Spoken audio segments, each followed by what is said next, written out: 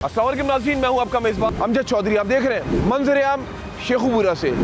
यहाँ पर ये वाक़यात मैं जब देखता हूँ, पंजाब में ज़ाती दुश्मनी, उसका कत्ल कर दिया।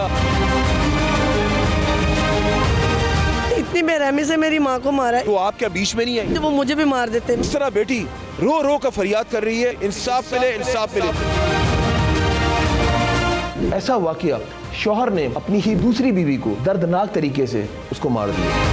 ये कोई इस तरह का नहीं है कि अचानक हुआ है, लड़ाई हुई है।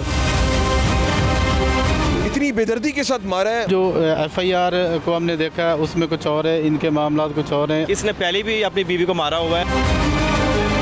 दिल यकीन मैंने खून के आंसू रो रहा है। करते हैं वैसे झगड़ते रहते हैं। ये सिर्फ मुंतज़िर इंसाफ के लिए। ये इनका कहना है कि ये गैरत के नाम पे है। तो वो मनशायत फरोश है। इस निज़ाम को चेंज करने के लिए ना सिस्टम को चेंज करने की जरूरत है।